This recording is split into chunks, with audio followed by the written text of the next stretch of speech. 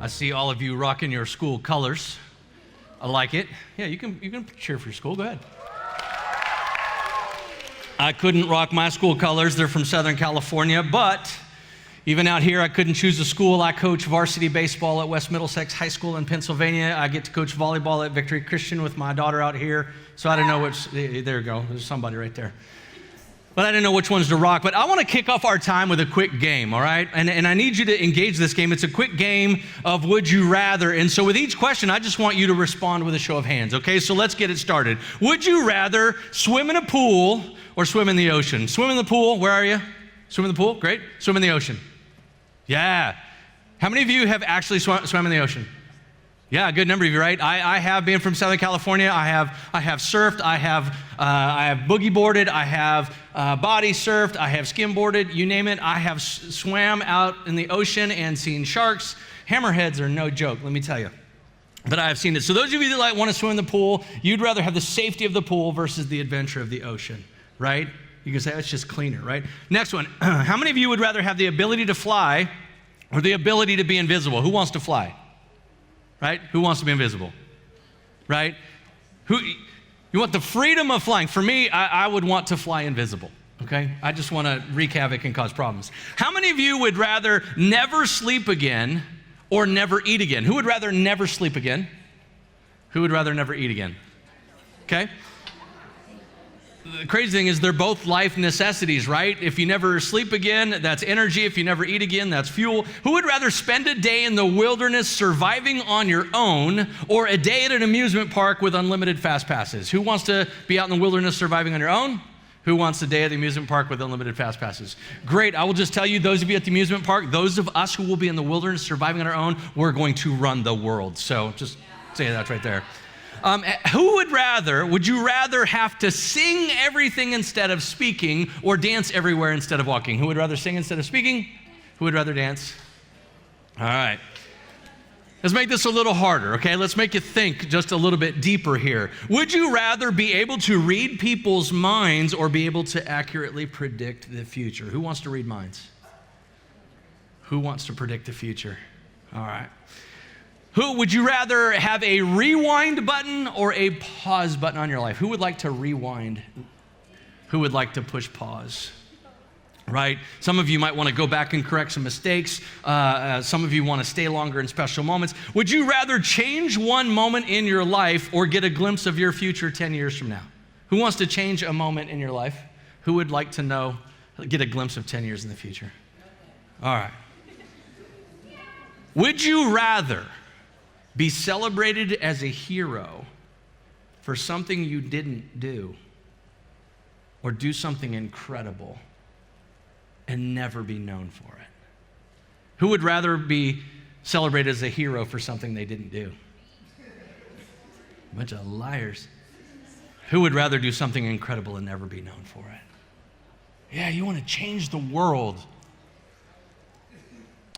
Would you rather end world hunger or end hatred in the world? Who wants to end world hunger? Who wants to end hatred in the world? For me, it would be end hatred, because I think that would then create solutions for the hunger problem in the world. Thanks for playing.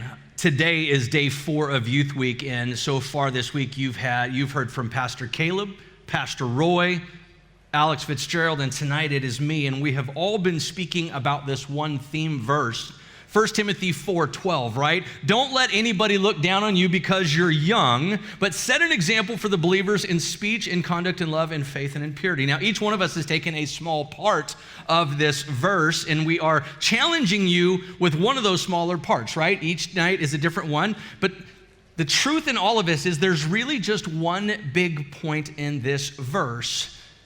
And the rest of the stuff we're talking about is just the smaller parts that kind of flesh out the big point.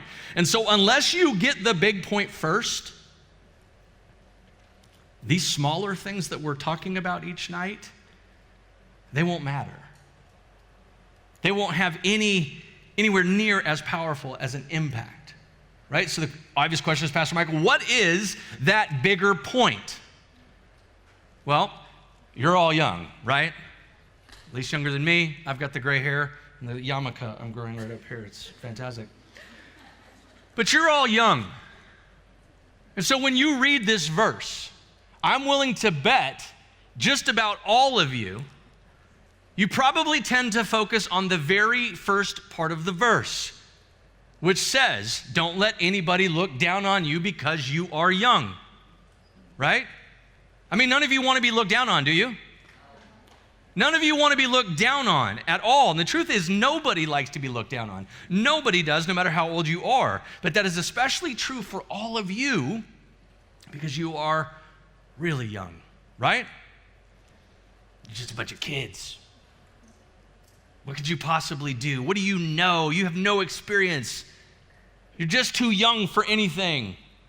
So know your place. Sit down and shut up. And so because of that, a lot of people just kind of blow you off. They disregard you, oftentimes completely underestimating you because you're young. The same thing happened to a young man named Timothy, who at a very young age had been given the incredible responsibility of being the pastor of the first century church in Ephesus. Now, Timothy wasn't quite as young as all of you. He was in his early 30s when he became the pastor of that church. But the same thing was happening to him at that church. People thought he was too young. They thought he was too immature. He was too inexperienced to be able to do much of anything. And so the people of that church were looking down on him. And so in the first part of the verse, Paul begins to address that reality. He tells Timothy, hey, don't let anybody look down on you. But here's the deal, and this is so important, because this right here is the big point. Here it is. You don't, stay on the other one. Here we go. You don't get the first part of the verse without the second part of the verse. This is the big point right here. If you don't want people to look down on you, then you've got to do some things. You've got to behave differently in a way that will take away their reasons for looking down on you in the first place. That's on you. It's not on them to change. It's on you to change their minds. Let me say it this way. Now the next slide. If you, young people, don't want anybody to look down on you, then you've got to give them reasons to look up to you. Let me say that again. If you don't want people to look down on you, then you have to give them reasons to look up to you. That's what Paul is telling Timothy. He's like, Timothy, don't make it easy for them to just look down on you. Instead, give them easy reasons to look up to you. And here's how you can do it: by setting an obvious example in the next few areas. If you don't want anybody to look down on you, you've got to give them reasons to look up to you. It's really important you get this, young ones. I want you to take notice of what Paul didn't say. Paul didn't say, Timothy, I believe in you, and they're all just a bunch of jerks. So go back and argue with all of them. Go fight with them. Go tell them what you can do. He didn't say that at all. He didn't say that because Paul knows that never works. That never works when you do it either. And so he tells Timothy, go and prove those people wrong with your actions. 5 specific actions, in fact, in your speech, in your conduct, in your love, in your faith, in your purity. Paul's like, I know that they keep treating you like a child. They keep devaluing and ignoring you. They keep looking down on you because you're young. But if you want them to treat you with respect, if you want them to treat you like the young adults that you are, then you have got to respond to their claims of immaturity with your own maturity. When I was growing up in my house, my dad always said, in this house there are both rules and there are laws. Okay? Laws are eternal and they will never change. My dad would say it this way: there's rules and there's laws in this house. Laws are eternal and I am the king.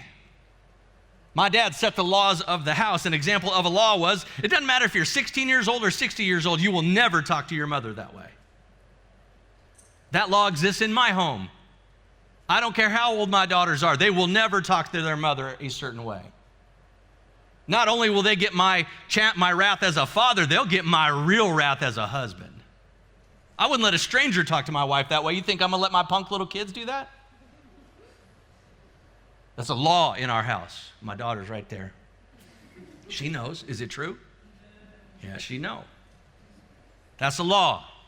Laws are eternal and they never change, but rules, on the other hand, could change over time. My dad's like, look, if you can bring me a mature reason why a specific rule shouldn't apply to you, then we'll change it. Let me give you an example. See, when my brothers and I were 16, our curfew was always 10 p.m.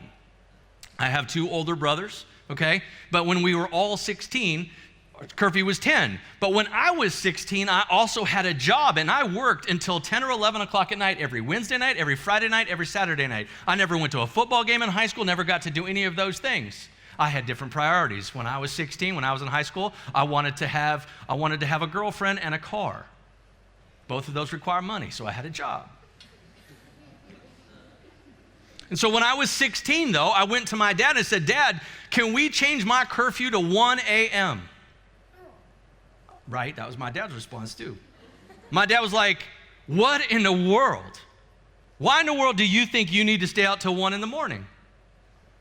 And I told him, Dad, when I get off work, I'd like to go see my girlfriend, but I don't get off work till 10 or 11. And so if I don't find time to go see my girlfriend, maybe some other guy will try to find time with my girlfriend. I said, but Dad, don't worry. Not going to be stupid. I've already talked to her parents. Full supervision. Her parents are like, it's fine if I come over. In fact, they said for you to call them if you wanted to verify that. My dad went, hey, it sounds like a mature reason to me. Curfew was changed to 1 a.m. My oldest brother, on the other hand, when he was 16 years old, told my dad, hey, I want to stay out till midnight. My dad's like, why do you need to stay out till midnight? Well, it just sucks that all my friends can stay out and I have to go home early. My dad goes, sounds like you still need a curfew because you can't come up with anything better than this sucks. You see the difference? Neither one. My brother tried to argue with my dad. Curfew stayed. I decided to show my dad. Curfew changed. My curfew changed because I responded with maturity. But my brother's curfew didn't change because he continued to show his immaturity. And that is the big point that Paul is making to Timothy in 1 Timothy 4:12. If you don't want to be treated like a child, if you don't want to be ignored and devalued just because you're young, then you have got to take their reasons away for looking down on you. That's your job. If you don't want people to look down on you, you got to give them reasons to look up to you.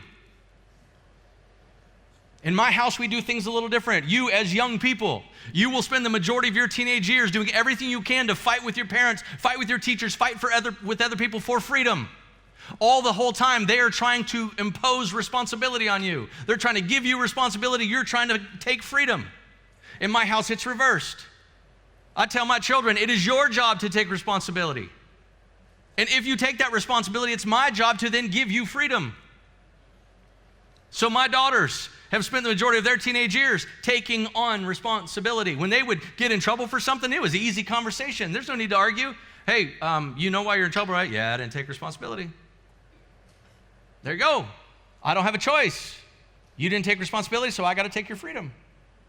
But they understand that. It's reversed for most of your lives. If you change your ways, if you start to focus on ways you can take responsibility, watch how the world will give you freedom. But if you spend your time trying to argue for your freedom, watch how the world tries to crush you with responsibility. You see the difference? Paul then goes on to add, hey, he said, you can give them reasons to look up to you by being an example in 5 very specific ways. Pastor Caleb talked about your speech. Pastor Roy talked about your conduct. Last night, Alex talked about your love. And tonight, I'm going to focus on being an example in your faith. Before we put my definition up there, can any of you give me a definition of faith? What's faith? Shout it out. Believing without seeing. Here's my answer, okay? Faith is strong belief without proof, but not blind faith. You know the difference, right? Okay? I know that there's oxygen in the air. I can't see it. I can't prove it beyond the fact that I'm breathing. Me breathing is an exercise of faith. It's not blind faith, though. I know it works because you're all doing it too. Okay? It's not some arbitrary belief. That's why I like the second definition better. Strong trust. I like the word trust better than belief. Strong trust in someone or something. And I like that second definition because it makes the point that faith is not just simply belief, it is trust, strong trust in someone or something. In the beginning when I came up here, we played a quick game of Would You Rather, which is a game about making choices. And the simple truth is you are all gonna make choices every single day of your lives. You do it now. Some of them are super easy, like what am I gonna eat for breakfast, or am I gonna brush my teeth today or not? Some of you middle schoolers, am I gonna take a shower today? For the love of God, please take showers.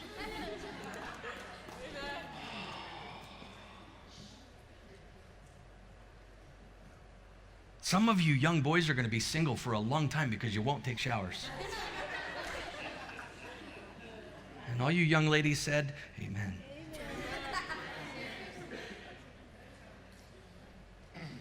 To you young boys who someday want a girlfriend, I'm telling you, sometimes at your age, the most attractive thing to a woman is a simple bar of soap.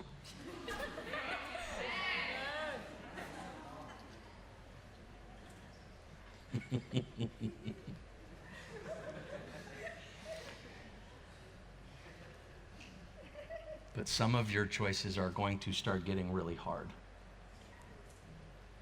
Life is full of choices. And they don't get any easier as you get older. Who's going to be a senior? Who's a senior this coming school year? Yeah, you seniors, you got some big choices coming. Like, are you going to go to college or not? Yes. Are you going to live close to your family and friends? Are you going to stay at home or are you going to move far away? What career should you choose? What major in school should you choose? You've got some big choices. Here's one for you older students.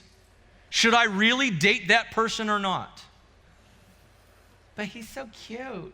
Yeah, but he's an idiot. But he's cute, but he's an idiot.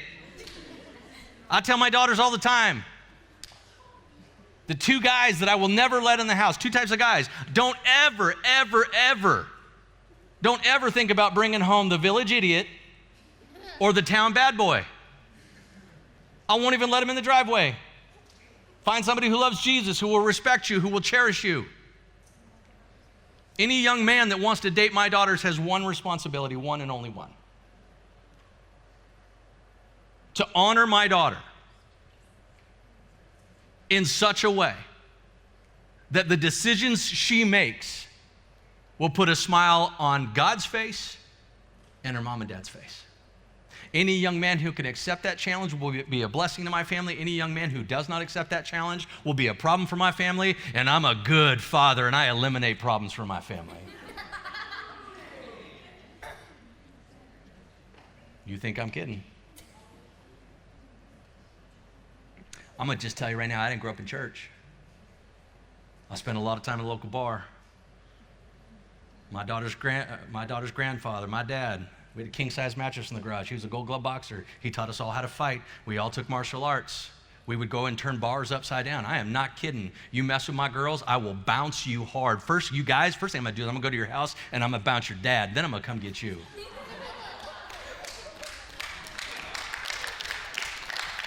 Because it's your dad who's letting you act like the idiot. You all right? Okay. You are going to be faced with choices every day, big and small. Some are going to be really easy, but some are going to be really, really difficult. There are going to be some choices that are going to impact your life forever. How in the world are you going to know the best choice to make? How are you going to know what to choose? How are you going to know which direction to go? Well, I will tell you, no matter what decision you make, you will almost always make your decisions based on whom or what you put your faith in.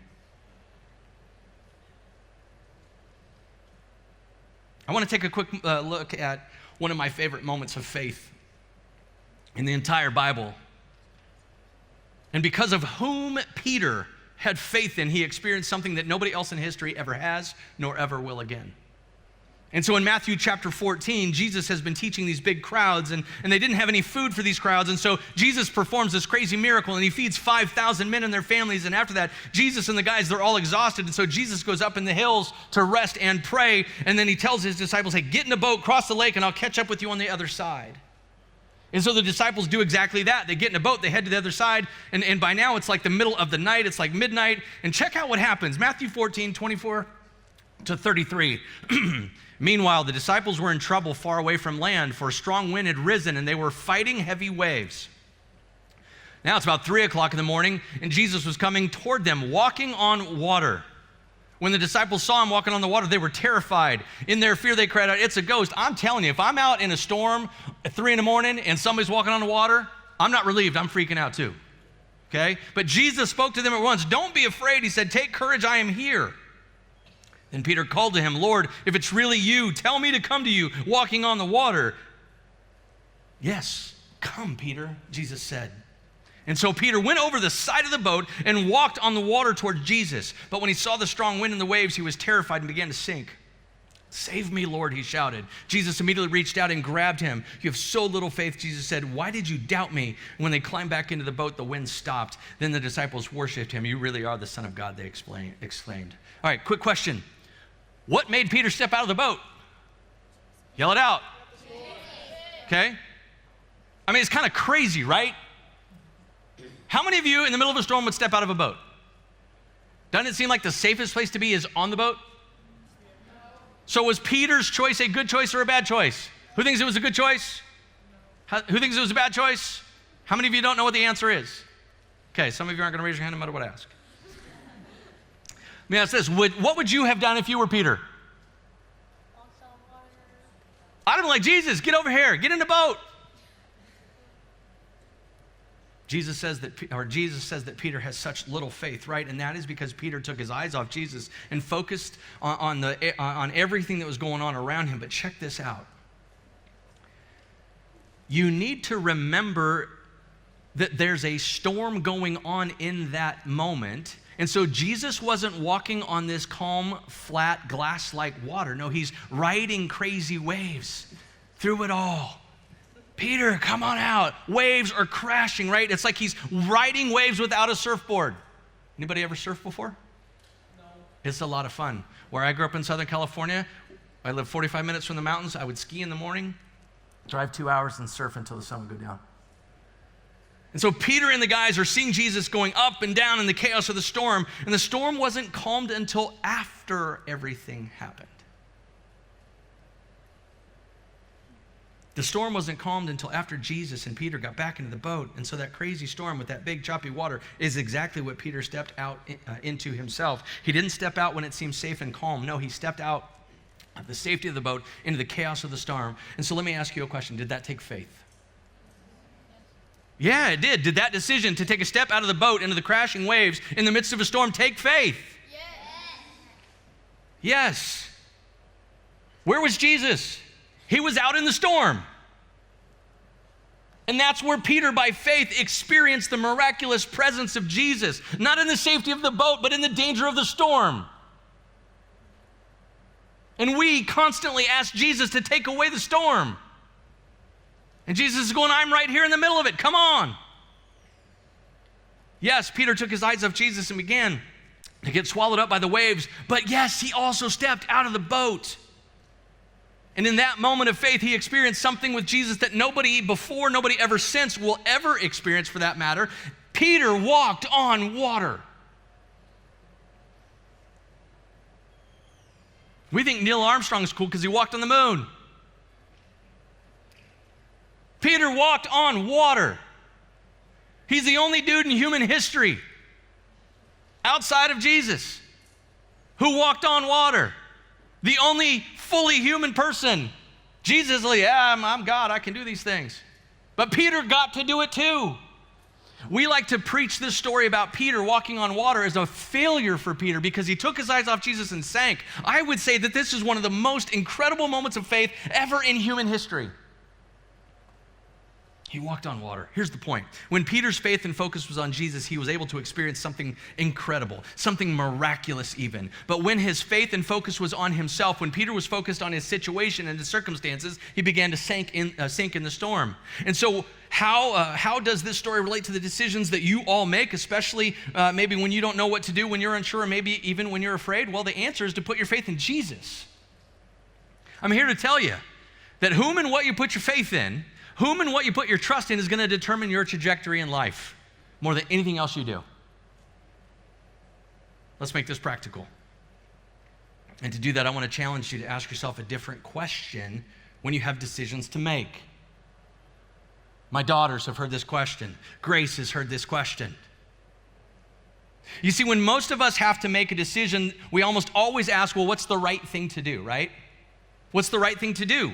But that question isn't always the best question. Why? Because what's right or not right changes over time. And so there's a better question. When you have a decision to make, instead of asking what's the right thing to do, start asking what's the wise thing to do. What's the wise thing to do? And let me offer you 3 practical ways to answer that question. Is it wise? Number 1, is it a wise thing to do based on my track record? When you have made those kinds of decisions in the past, do they usually go well for you? Do they usually blow up in your face? Ladies, when you say yes to going out with that kind of guy, it tends to blow up in your face. Is it wise to go out with that kind of guy again? No. I don't care how cute he is. I like to pick on you, ladies. Somehow, some way, this world has forgotten to tell you how special you are. Somehow, some way, this world has forgotten to tell you how precious you are in God's sight. Somehow, some way, your parents haven't told you to have high standards for yourself because you deserve it. Don't ever compromise who you are, ladies. And I will just tell any of you, especially if you're connected to this church, if you ever feel devalued, you come straight to me.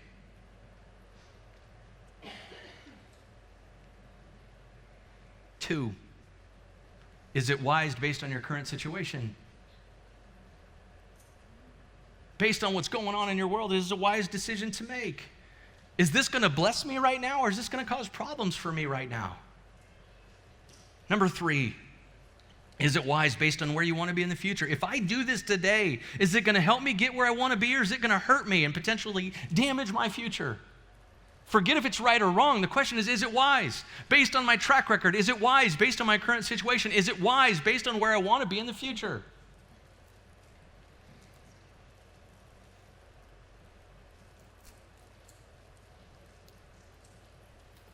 What if you've never had a big decision to make yet? What if you just really don't know what to do? Put your faith in Jesus. And here are 3 ways, the 3 best ways to search for Jesus' wisdom to help you make decisions. 3 of the best ways to put your faith in him for those decisions. Number 1, pray. Ask Jesus to show you the way. Remember what Peter said just before stepping out of the boat? He said, Jesus, if you tell me to come, I'll come. He didn't just step out of the boat and go. He said, Jesus, you tell me what to do, and I'll do it. James chapter 1, verse 5 says, if you need wisdom, ask your generous God, and he will give it to you. He will not rebuke you or criticize you for asking. Number 2, read your Bible. Search your Bible for any wisdom that it might have to offer that speaks into the decision you're trying to make or the circumstances you're in. But the only way you will ever know what wisdom the Bible brings to your situation is to be reading it. You see, a lot of people don't take the time to read the Bible because you don't know how it's going to help you today. But if you're wise, you're reading the Bible today because you never know what you read today, how it might help you tomorrow. Yes, read the Bible to find answers, but yes, read the Bible now to prepare yourself for questions later. Psalm 119, 105, your word is a lamp, it's a guide to my feet and a light for my path. Pray, read your Bible. Number 3, seek godly counsel. Ask advice from people who you trust to have a good and healthy relationship with the Lord. Seek counsel from your parents. Seek counsel from your pastor. Here's a crazy thought. How about seeking counsel from one of your incredible teachers? Proverbs 12:15, fools think their own way is right, but the wise listen to others. Nah, I'm just going to do it my way. We're going to see how that blows up in your face. Let me end with this. You all make decisions big and small every day. But as you get older, they don't necessarily get easier. Instead, they often get harder. And whether the choices you make go well for you or blow up in your face, it's often determined by who or what you put your faith in. Proverbs 14:12 says, there is a path before each person that seems right, but it ends in death. And what that means is if you put your faith in yourself, you'll often satisfy your own desires for yourself, which is often going to blow up in your face. At the same time, the same thing is true with your potential friends, right? If you just go with the crowd, if you just put your faith in your friends, you're just going to end up satisfying their desires for themselves. They're just going to try to get you to do what they want you to do and then laugh at you when it blows up in your face. Some of your friends love seeing you in trouble. Some of your friends love seeing you beaten up, broken down. They love seeing you because somehow seeing you struggle makes them feel better about themselves. Romans 12:2 says, don't copy the behavior and the customs of the world. Young ones, don't just go with the flow. Let God transform you into a new person by changing the way you think, and then you will learn to know God's will for you, which is good and pleasing and perfect. Put your faith in yourself, you'll satisfy your own desires. Put your faith in your friends, you'll satisfy their desires for themselves. But put your faith in Jesus, and you'll almost always satisfy his desires for you. And his desires, by the way, are good, they're pleasing, and they're perfect. All right. First three people to get up right now and come stand in front of me are going to get $20. First three. 1, 2, 3. Yes. That was close. Okay, you can go hurt down there. No, stay here. Those three. 1, 2, 3. It's right down there in front. Why did you come up here? I just heard first three and I ran up. Right? You didn't actually think I was going to give you money, did you? All right. Do you see any money? No. But you stood up anyway. That's faith, ladies. You heard what I said and you trusted it and you responded to it. So congratulations. Here's $20 for each of you. Thank you. Thank you.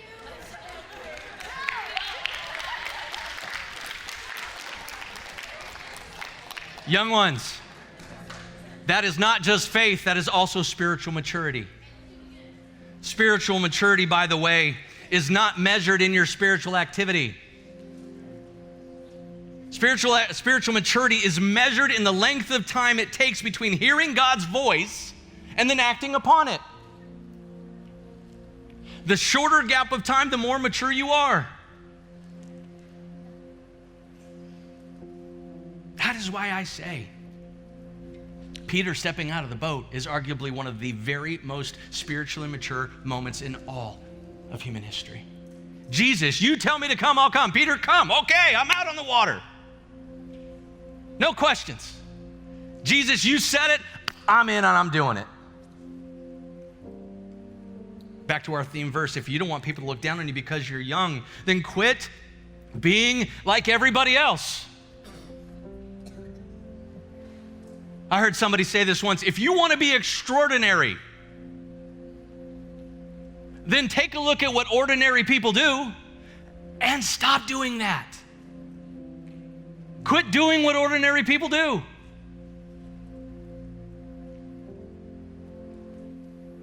Quit being like everybody else. Dare to be different.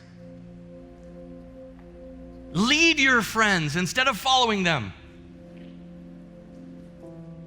Lead them out of, instead of following them into the garbage of life. If you don't want people to look down on you because you're young, then give them reasons to look up to you. And you can do that by putting your faith and trust in Jesus, letting him help you make wise decisions. 1 Timothy 4:12, don't let anyone look down on you because you're young, but set an example for others in speech, in conduct, in love, in faith, and in purity. We're going to end this a little different than every night this week. No more heads bowed. No more eyes closed. No more decisions in secret. I want to know who's ready to lead. I want to know who's ready to make a difference. I want to know who's ready to live by faith. If that's you, if you've decided, I don't care, I'm going to lead my friends, I don't care what anybody thinks, I love and follow Jesus. If that's you, stand up right now.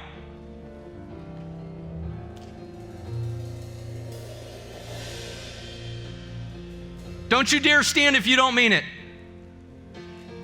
And if you're not standing for some reason, that's okay. Maybe you're not ready. But look around this room. You're not alone. The rest of the world wants you to think you are, but you're not. Nobody will look down on you because you're young if you continue to stand for Jesus.